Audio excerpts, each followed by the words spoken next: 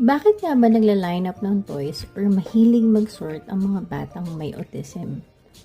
Tara, pag-usapan natin yan. Kids with autism line up toys because it provides them with a sense of order, predictability, and control. So, anong gagawin natin tungkol dun?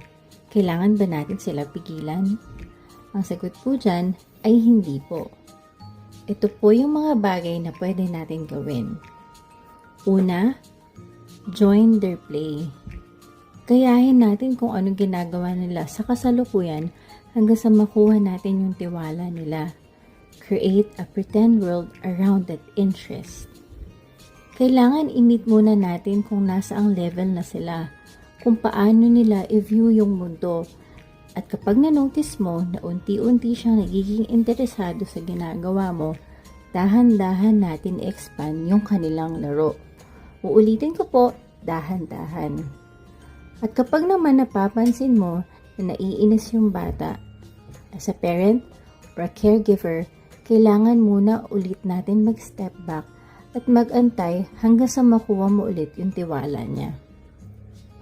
Sa video na to, makikita nyo, I'm showing my students some animals and he is also familiar with Finger Family song. Kaya tumitingin din siya nang hindi ko siya pinipilit. Unti-unti ko din pinapakita sa kanya na pwede pala namin ipasok yung mga characters sa loob ng bahay. Pwede namin ibukas at sara yung pinto. So, importante din na aantayin natin yung bata na i-process lahat ng pinapakita natin sa kanila. So, nag-antay ako at nag-observe. Kahit ayan, makikita nyo, ginaya niya na pwede pala ipasok yung dog sa loob ng bahay. So, hindi lang kami basta naglalaro because we are targeting various goals during our session. Pwede kami mag-label ng nouns, verbs, kagaya ng, tara, buksan natin yung pinto. Or, pakisarado yung pinto. Akyat tayo sa hagdan. Or bumaba tayo sa hagdan at ang dami pang iba.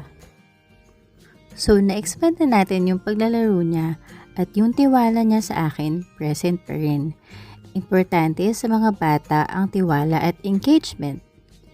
Engagement and trust is critical because learning occurs through human interaction.